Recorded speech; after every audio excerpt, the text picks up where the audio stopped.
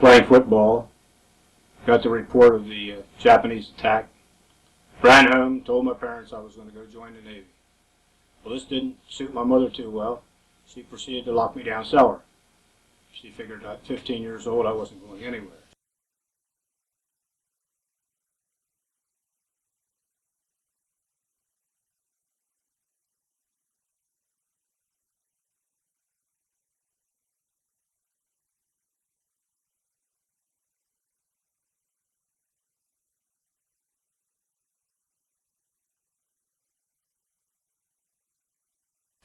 We carried a squadron at all times of F-4Fs, F-4Us, and TBM fighter bombers.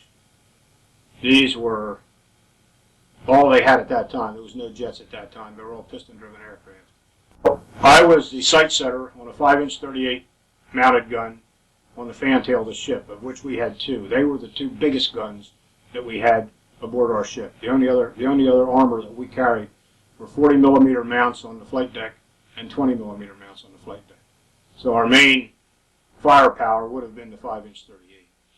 We were shipped out of there to Norfolk, Virginia, and went aboard the USS Core CV-13, which was a baby flat top.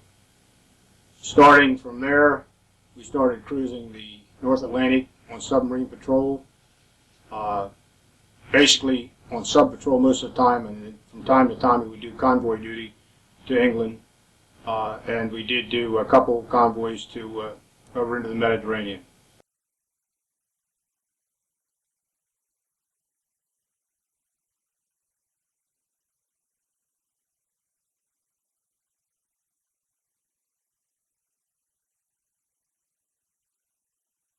We knew that the president wasn't the healthiest person in the world, but nobody was, you weren't planning on something like this happening. One thing that we did have that was on the bad side was 2 days before the Germans surrendered. The Frederick C. Davis, which was one of our destroyer escorts that rode to protect us, was hit with a torpedo, which was maybe 500 yards broadside of us. The Germans had been following us for a week. They had one torpedo left.